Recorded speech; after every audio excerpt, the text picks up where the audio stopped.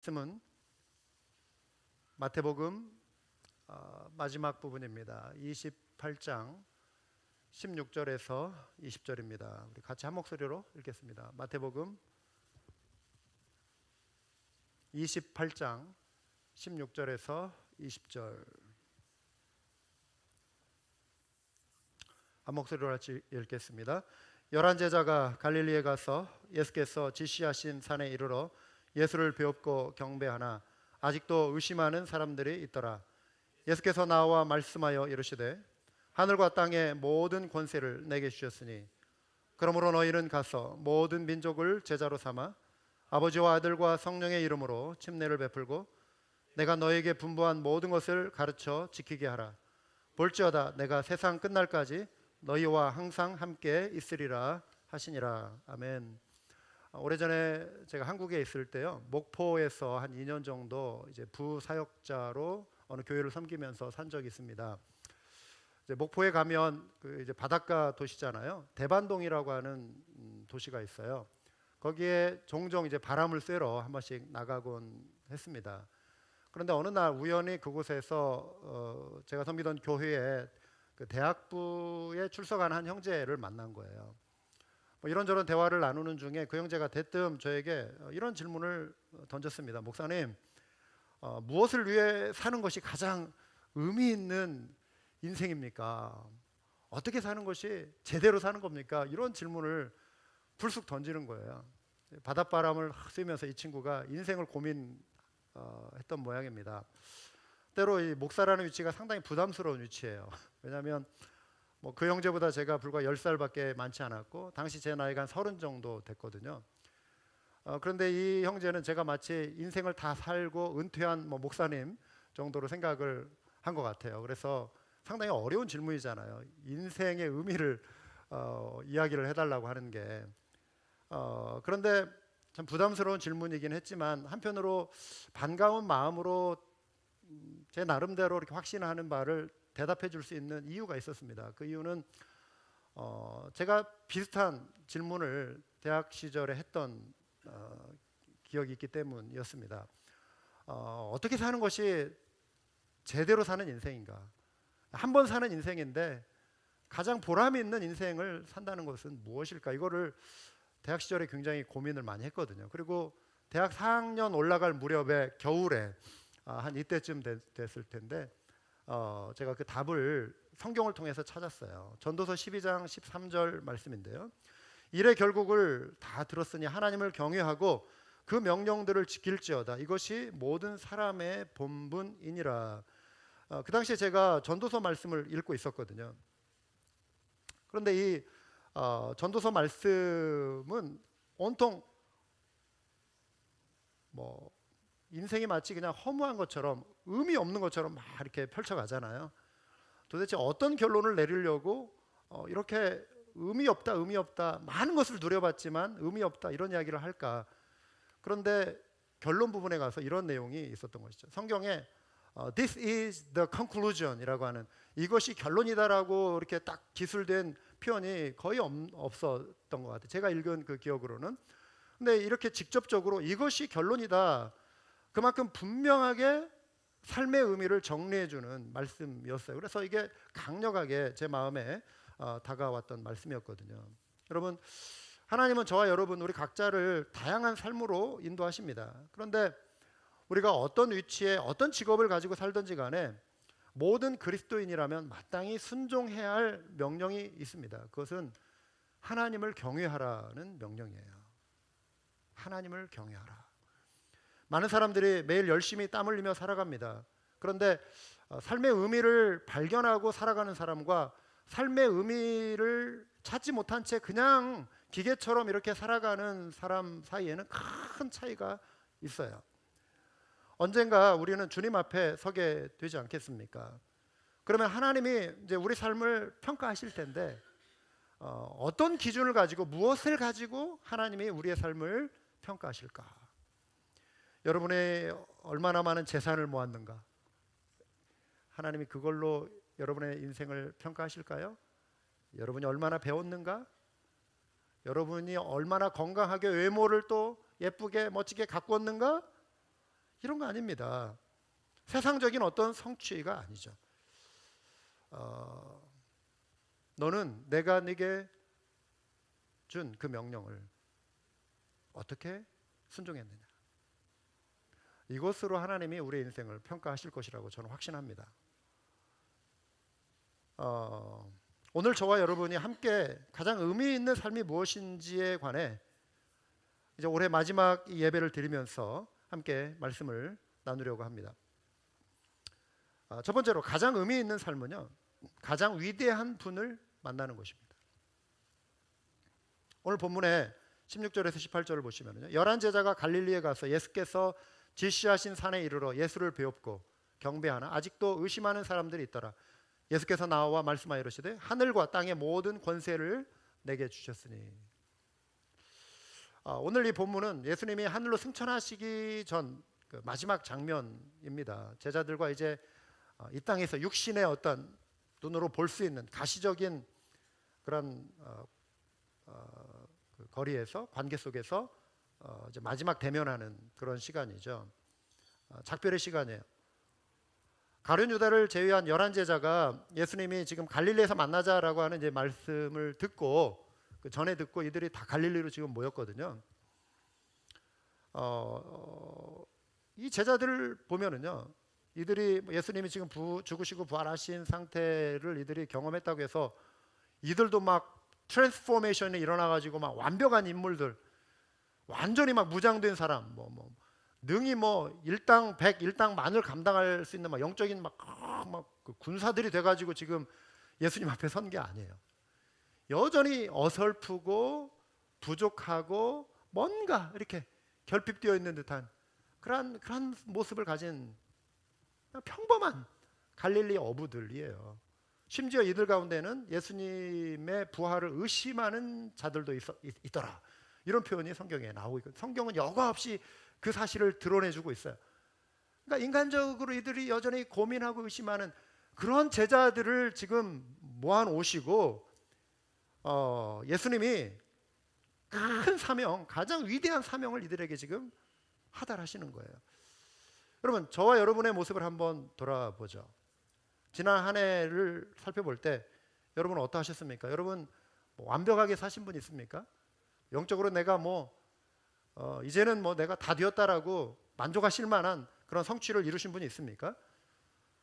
어쩌면 저를 비롯해서 여러분 대부분은 우리 연약함을 많이 봤던 시간을 보내지 않았을까 싶어요. 나의 한계, 나의 부족함, 때로 믿음이 흔들리기도 했었을 것이고, 우리 자신의 한계를 볼 때 좌절하고 또 낙심했던 그런 시간들을 보내신 분들이 이 자리에 많이 있을 것입니다.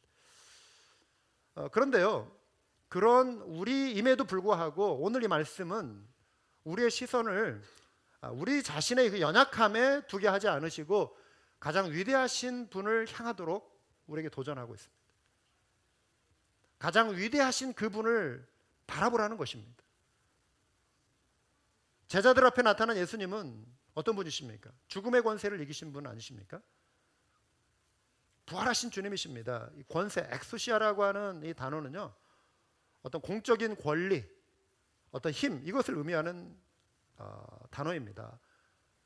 경찰이 여러분 뒤를 바짝 뒤쫓아오고 불을 켜면 어떤 생각이 들어요? 경찰과 계속 거리를 두면서 유지해서 가자, 이런 생각이 듭니까? 아니죠. 멈춰야 돼요.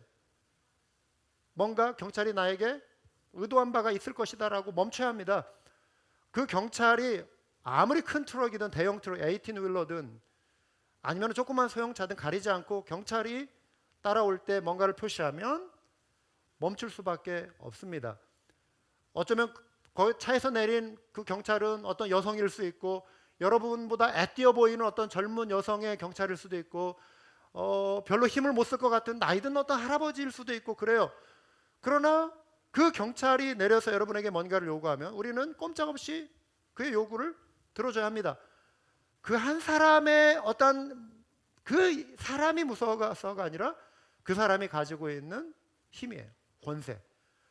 정부가, 그 도시가, 국가가 부여한 엑스시아, 그 권세가 있기 때문에 우리는 그 한 사람의 손가락 움직임에도 꼼짝없이 순종을 해야 하는 것이죠. 예수님이 가지신 권세는 하늘과 땅의 권세라고 말씀하고 있습니다. 하늘과 땅의 권세. 아버지 하나님, 창조주 하나님으로부터 부여받은 권세. 예수님 자신이 창조주셨지만 아버지 하나님으로부터 받은 이 권세, 세상에 존재하는 가장 강력한 권세는 미국 대통령의 권세도 아니고요, 최고의 갑부 중 한 명인 워렌 버핏의 권세도 아닙니다. 세상은 여전히 이런 권세를 최고로 여기죠. 유학 시절에요, 제가 여름에 이제 한 3개월 정도 방학 기간이지 않습니까? 그러면 이제 아르바이트를 해서 뭐 학비도 좀 보태고 용돈도 보태기 위해서 여름에 이제 일자리를 찾아요.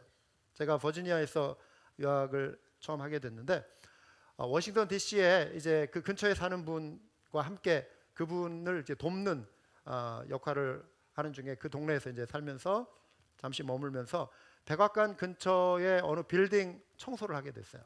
한 달 정도.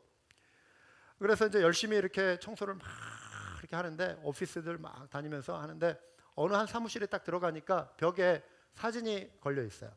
보니까 그 당시에 부통령이었던 댄 퀘일, 조지 부시 아버지 부시와 러닝메이트로 해서 당선된 댄 퀘일의 사진이 있고, 그 옆에 아마 그 사무실의 주인으로 보이는 분이 나란히 찍은 사진이었습니다.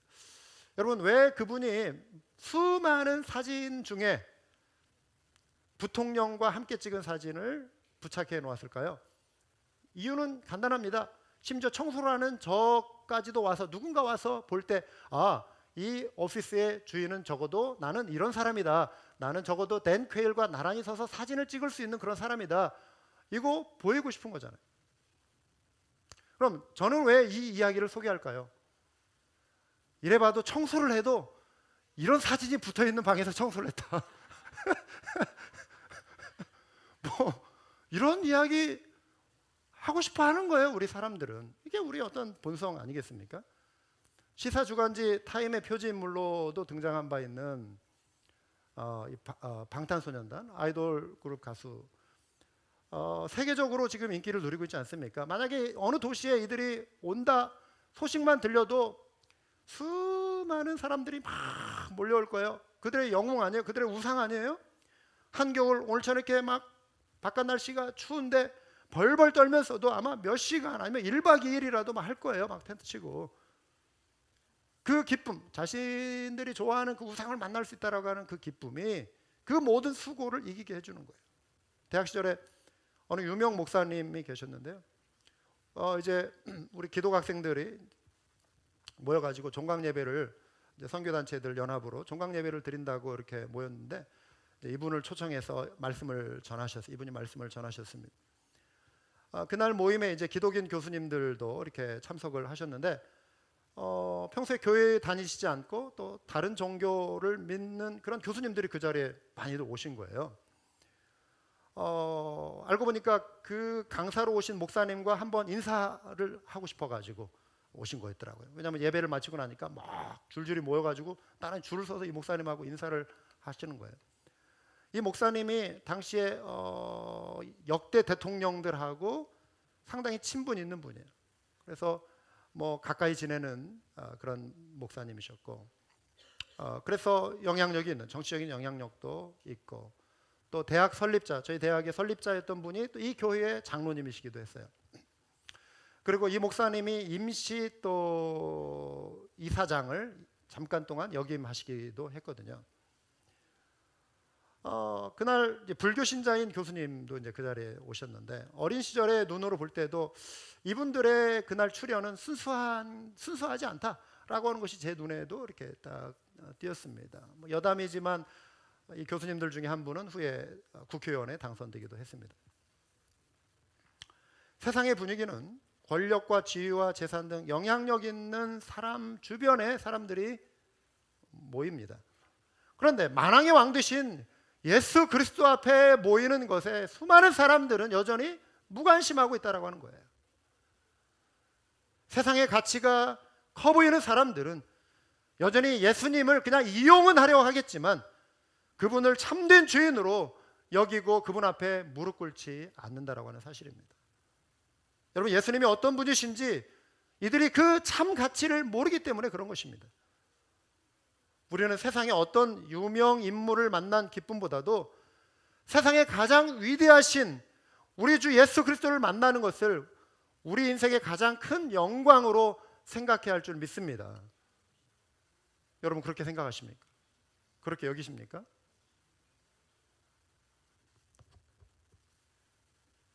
복음과 구원의 가치를 우리가 믿기 때문에 그래요. 우리는 가장 위대한 분을 만나기 위해 유명 연예인 만나기 위해 찾아가는 그런 번잡함과 수고를 하지 않아도 됩니다. 우리가 생활하는 어느 곳에든 부활하신 예수님을 만날 수가 있어요. 예수 그리스도는 가장 위대하신 분이십니다. 왜 그렇죠? 죽음을 이기시고 부활하셨고 하늘과 땅의 권세를 가지신 분이시기 때문에 그래요. 가장 의미 있는 삶은 가장 위대한 분을 만날 때 시작됩니다. 여러분은 이 위대하신 분을 만나셨습니까? 두 번째로, 가장 의미 있는 삶은 가장 위대한 명령에 순종하는 것입니다. 그러므로 너희는 가서 모든 민족을 제자로 삼아 아버지와 아들과 성령의 이름으로 침례를 베풀고 내가 너에게 분부한 모든 것을 가르쳐 지키게 하라. 지금 마태복음 앞부분에 4장 부분에 보면 물고기를 잡으면서 삶을 연명하던, 삶을 이어가던 제자들이 있죠. 베드로와 야고보, 안드레, 요한.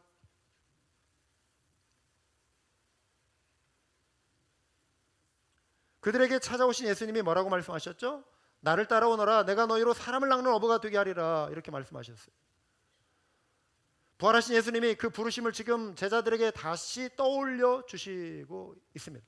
갈릴리, 그 호수가 있는 그 갈릴리, 그곳에서 처음에 예수님이 찾아오셨던 그 예수님이 다시 부활하신 이후에 승천하시기 직전에 그 갈릴리에서 제자들을 만나 주시는 거예요. 그 사이에 3년 반이라고 하는 그 시간 속에 많은 일들이 있었어요. 승리의 기쁨, 놀라운 영광의 기쁨, 좌절의 기쁨, 실패의 아픔, 좌절의 아픔, 실패의 아픔, 자격 없음에 대한 어떤 처절한 어떤 고뇌, 주를 배반했던 그런 아픔들, 수많은 일들이 3년 반 동안 있었습니다. 예수님이 다시 이들을 만나 주시는 거예요. 그 부르심을 다시 떠올려 주시는 것입니다. 제자들의 상당수는 촌티나는 갈릴리 출신 어부들이었습니다. 한 번도 어쩌면 이들 가운데는 팔레스틴 그 지역을 벗어나 본 적이 없는 그런 사람들이었을 수 있습니다. 그런 그들에게 예수님이 세계를 품는 비전을 지금 주고 계시는 거예요. 그 갈릴리 촌구석, 그 변두리에서 그냥 그렇게 살던 그 사람들, 그 물고기 맨날 보면서 그거 잡고 살아가던 그 사람들에게 눈을 확 그 지평을 열어주시면서 세계를 보게 하시는, 세계 원대한 꿈을 지금 확 비전을 불어넣으시는, 가장 위대한 사명을 지금 이들에게 부어넣어 주고 계시는 거예요. 본문에서 제자를 삼으라 명령어죠. 가라, 침례를 주라, 가르쳐 지키게 하라, 분사예요. 그러나 명령의 의미를 같이 품고 있는 분사입니다. 제자를 삼으라, 가장 위대한 사명입니다. 어떻게 제자를 삼을 것인가? 우리는 먼저 가야 합니다. 이주민으로 살아가는 우리처럼 이 말씀이 실감나는 그런 사람들도 없어요. 우리는 이동하는 사람들이에요. 우리는 구원받기 위해 이동하고 구원하기 위해 이동하는 사람들이에요. We move to be saved. We move to save. 우리는 그런 존재들입니다. 고향을 떠나 살아가는 나그네이지만 우리의 움직임은 하나님의 구원 계획 속에 있습니다. 여러분의 모든 발걸음은 하나님의 원대하신 구원 계획 속에 있음을 믿으시기 바랍니다.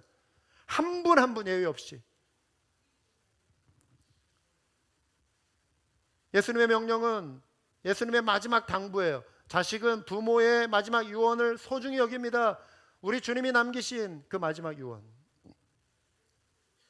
저와 여러분은 흩어진 나달과 같은 디아스포라. 어떤 분들은 한국에 만약에 계속 살고 있었다면 예수님을 믿을 가능성이 훨씬 낮았을 분들도 이 자리에 있을 수 있어요. 그런데 하나님께서 여러분을 이민이라고 하는 미국 생활이라고 하는 이 과정을 통해 여러분을 이끌어내신 것입니다. 포토스라고 하는 이곳에 와서 살게 하시고 복음을 듣고 믿게 하신 것입니다. 하나님의 주권적인 은혜입니다. 우연이 아닙니다. 여러분을 사랑하시는, 여러분을 추격해 오신 하나님의 크신 사랑이 여러분과 함께 하신 거예요. 하나님의 구원의 계획 속에 여러분이 있었습니다. 그리고 새롭게 이제는 복음의 씨앗을 뿌리라는 사명을 여러분들에게 주시는 것입니다. 지난 1년 반 동안 우리 한맘교회 김밥전도를 시행해 왔습니다. 지난 수요일 날 우리 만나 섬김이들과 함께 모여서 김밥전도에 참여한 분들 또 같이 모여서 우리 1년 동안 전도했던 사역들을 평가해보고 은혜를 나누는 시간을 가졌습니다. 당장은 열매가 더디 보이는 것 같지만 하나님께서 우리의 움직임을 사용하고 계시다라고 하는 것을 확신하는 시간이었습니다. 예를 들어서 우리 성탄 감사 예배 때 이 앞자리에 앉으신 분 10년이 넘게 여러 사람을 통해서 지금도 그때부터 지금까지 이분을 계속 컨택하고 있습니다. 자주 만나고 자주 찾아가고 했던 분이에요. 전혀 반응이 없는 분이에요. 그런데 아들이 대학에 가서 예수님을 믿게 된 겁니다. 정말 예수 잘 믿는 신실한 자매를 아내로 만났어요. 할렐루야. 하나님이 일하고 계시다. 그 순간 느꼈어요. 하나님이 일하실 것이다. 철옹성같이 정말 아무리 흔들어도 미동치 않는 어떠한 틈도 보이지 않는 이 가정에 하나님께서 이제 아들을 통해 며느리를 통해 그래서 제가 그렇게 말해요. 복덩어리가 들어왔다. 이 집에 일하실 것이다. 그런데 지난주에 예배에 나왔어요. 아들이 가자고 하니까 처음으로 10년 만에 우리 한맘교회 예배당에 그런데 머스 가시니까 아들이 가자고 그래서 왔어요. 뭐 이러시더라고요. 하나님께서 일하고 계심을 믿습니다.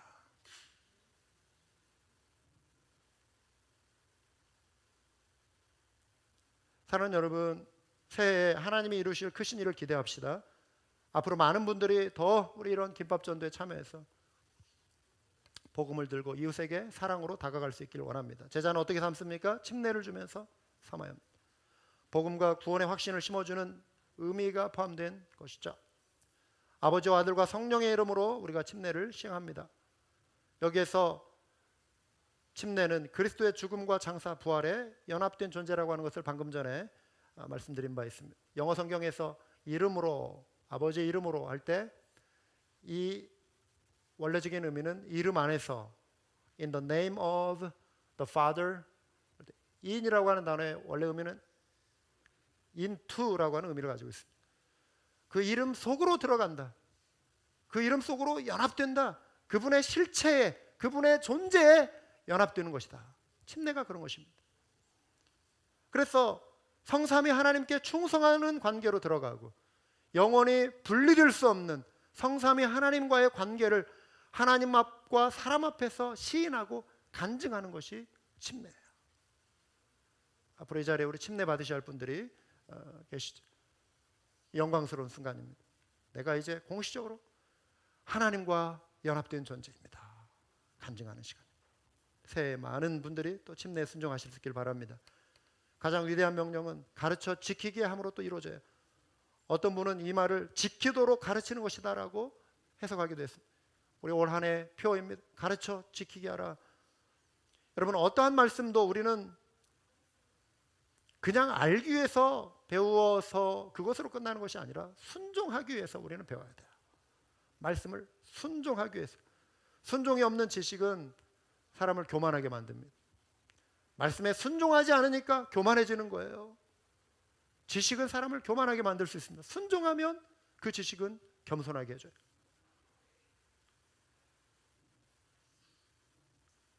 주님의 명령을 지키도록 하는 단계, 제자 삼는 사역이 완성되는 것이 바로 이것입니다.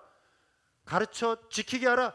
지키도록 가르치는 것, 지키는 것을 보는 것이 제자 삼는 사역의 완성입니다. 우리는 배우거나 가르치거나 둘 중에 하나를 반드시 실천해야 합니다. 가르치려면 내가 먼저 배우는 자가 돼야죠. 새해에도 교회 안에서 실시하는 성경 공부, 또 양육 프로그램 적극적으로 참여하심으로 지상 사명에 순종하실 수 있기를 주님의 이름으로 권면합니다. 이를 위해 만나의 가장 중요한 목적 중에 하나인 또 전도, 선교 실천해야 합니다.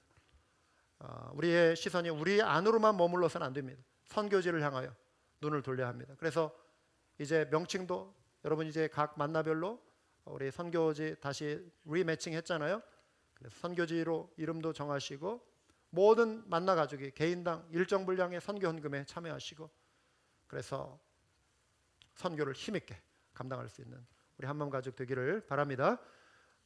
마지막으로 가장 의미 있는 삶은 가장 위대한 약속을 붙잡는 것입니다. 같이 한번 성경 구절 읽겠습니다. 볼지어다 내가 세상 끝날까지 너희와 항상 함께 있으리라 하시니라. 임마누엘의 약속입니다. 하나님이 우리와 함께 하신다라고 하는 약속이죠. 이 약속처럼 위대한 약속은 없습니다. 하나님이 우리와 함께 하신다. 그 전능하신 하나님, 만왕의 왕이 나와 함께 하신다. 만유의 주인이 저와 여러분의 삶에 함께 하신다는 것입니다. 위대한 약속입니다. 함께 하신다. 지키시는 것입니다. 함께 하실까? 의심하지 마시기 바랍니다. 약속이잖아요. 신실하신 하나님이, 변함없으신 하나님이 주신 약속이에요. 약속.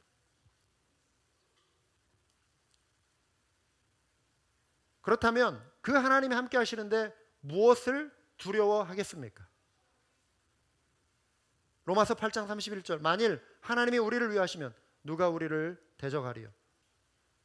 새로운 인생에 새로운 것을 도전할 때 우리는 두려움이 생겨요. 한 번도 가보지 않은 길을 내디딜 때 두려움이 생깁니다. 그러나 하나님이 여러분과 함께 하심을 믿으시기 바랍니다. 우리 알버트 형제님 또 우리 현아 집사님 이제 1월에 또 새로운 지역으로 태평양을 건너 멀리 또 이렇게 이주를 합니다. 새로운 땅, 새로운 곳에 정착하는 삶 두려움을 줄 수 있어요. 여러분이 미국에 오실 때도 그랬을 거예요. 선교의 부르심을 받고 여러분들이 순종할 때도 마찬가지일 거예요.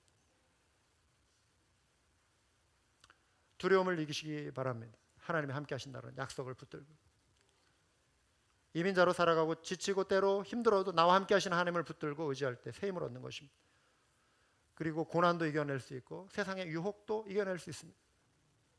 이사야 선지자를 통해 주님이 말씀하셨죠. 두려워하지 말라. 내가 너와 함께함이라. 놀라지 말라. 나는 내 하나님이 됨이라.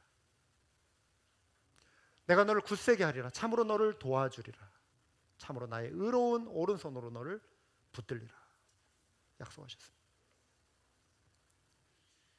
저와 여러분은 전능자의 손에 붙들려 살아가는 인생입니다. 할렐루야. 여기에서 I am your God. 여기 I와 God이 지금 분리되어 있는 것처럼 표현되잖아요. I am your God. 그러니까 God says I am your God. 하나님이신데 내가 내 하나님이 된다. 이런 표현 좀 이상하게 들리지 않습니까? 여기에 God이라고 하는 의미는 전능자예요. 모든 문제의 해결자가 되십니다. 모든 것의 근원이 되시고 God, 모든 것을 유지시키고 지탱하시고 이루어가시는 그분이에요. God, 전능하신 하나님, 전능하신 분, 전제하신 분, all powerful, 전능하신 분, God이에요. God. 그런데 I am your God, 여호와 하나님이 그분이시라는 거예요. 그 하나님. 우리는 여호와를 제외하고도 갓을 우리가 만들어낼 수 있어요. 많은 세상의 종교들이 그 갓을 만들잖아요. 안 그래요? 거기에 의존하잖아요. 그런데 세상의 그 헛된 신들이 갓이 아니고 I am your God, 제호바, the creator, 창조주. 여호와 하나님이 하나님 되신다는 것입니다. 그 하나님이 함께 하신다는 것입니다.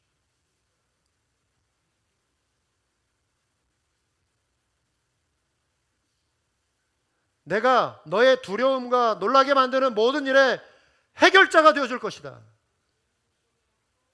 그래서 내가 내 손을 나의 의로운 손으로 너를 붙들어 줄 것이다.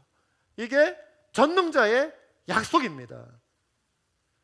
그 주님이 전능자가 이 땅에 오셔서 죽으시고 부활하신 다음에 내가 세상 끝날까지 너희와 항상 함께 있을 것이다. 위대한 약속을 지금 주고 계시는 거예요.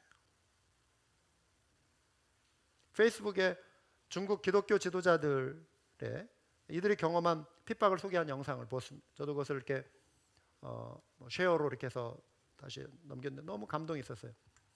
문화혁명 당시에 이제 국가가, 중국 정부가 교회들을 삼자 교회라는 이름으로 다 이렇게 정리하려고 하는 시기였습니다. 이거를 거부한 지도자들, 정부의 간섭을 원치 않는 이 기독교 지도자들이 투옥되기 시작했습니다. 심지어 20년 이상 이들이 긴 감옥 생활을 시작하게 된 거예요. 뭐 사면도 없어요. 한번 시작하면 센텐스 내린 그 기간 동안 복역을 해야 하는 감옥에. 이들은 감옥에 갇혔을 뿐만 아니라 강제 노동에 시달려야 했습니다. 어떤 분은 너무 고통이 견디기 힘들어가지고 더 이상 나는 버틸 힘이 없다. 그러면서 하나님께는 죄송하지만 자살을 결심합니다. 정말 신실한 목사님의 너무 육신의 이 정신적인 고통이 견디기 힘들어가지고 그 감옥에 전기선을 이렇게 연결해가지고 이렇게 했는데 실패를 해요. 전기 충격으로 죽으려고. 전기가 약해서 그런 줄 알았는데 그 연결이 잘못돼가지고 그랬다는 거예요. 자살까지 하려고 했던 자기 자신이 너무 비참하고 하나님 앞에 죄스러워서 꿇어엎드려서 회개 기도를 했대요. 하나님, 제가 하나님의 힘을 더 의지하며 견뎌야 하는데 저의 믿음 없음, 인내하지 못함을 용서해 주십시오. 그러면서 하나님 앞에 꿇어엎드려 회개했다고 합니다. 기도하는데 주님이 생생하게 3번 연거푸 말씀 음성으로 들려주시더래요. 내 은혜가 네게 족하다. 내 은혜가 네게 족하다. 내 은혜가 네게 족하다. 여러분, 인간적인 생각으로 하면 이게 말이 됩니까? 그 상황 속에 하나님의 은혜라니요. 근데 하나님의 그 크신 경륜 속에, 하나님의 주권 속에 하나님은 그 한 사람을 향하신 하나님의 은혜의 손길들을 이뤄가고 계시는 거예요. 이분이 다 복역을 마치고 와서 그 간증을 지금 하는 겁니다. 20년 동안 그 감옥에 갇히면서 갇혀있는 동안 어찌 보면은 갇혀있지 않아서 이분이 하실 수 있는 일보다도 그 고난과 인내의 순간 그 속에서 견뎌낸 그 신앙의 힘이 20년 뒤에 복역하고 나와서 1년 아니면 6개월 동안 사람들에게 전하는 그 한두 마디의 그 간증으로 오히려 더 큰 임팩을 줄 수 있는, 하나님은 또 그렇게 역사하실 수 있는 분이세요. 아멘. 더 많은 열매를 거두게 하실 수 있는 분이십니다. 하나님이 이루시는 일들은 다양해요.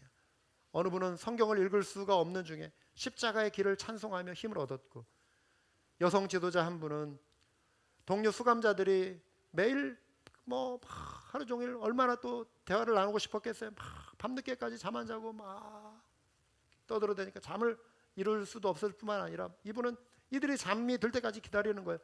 너무 힘들었다는 거예요. 왜냐하면 모두가 잠들어야 자기가 일어나서 무릎 꿇고 기도를 시작할 수 있다는 거예요. 자기는 무릎 꿇고 기도하지 않으면 잠을 잘 수 없다는 거예요. 20년 넘게 매일 하루도 빼놓지 않고 이 여성 수감자는 이 힘든 생활이었지만 그것을 견디면서 기도 생활을 실천했다라고 하는 것입니다. 여러분, 예수님을 믿고 따르는 제자의 삶이 평탄하고 어떤 순탄한 길만 보장된 것이 아닙니다. 이처럼 견뎌내야 할 고난도 찾아옵니다. 하나님은 문제를 없애주실 수도 있지만 하나님은 또한 문제를 감당하고 견뎌내고 이겨낼 힘을 공급해 주시는 분이시기도 합니다. 따라서 세상 끝날까지 함께 하신다라고는 약속을 붙들고 우리는 사명에 순종해야 합니다. 이제 한 해를 보내고 다시 새해를 맞이하게 됩니다. 사랑하는 여러분, 새해 가장 의미 있는 삶으로 여러분의 인생 방향을 조정해 보시기 바랍니다. 가장 위대한 분을 만나십시오. 가장 위대한 사명에 순종하십시오. 그리고 가장 위대한 약속을 붙드십시오. 이로써 하나님을 기쁘시게 하는 삶을 살아가는 우리 모두가 될 수 있기를 주님의 이름으로 축원합니다. 기도하시겠습니다.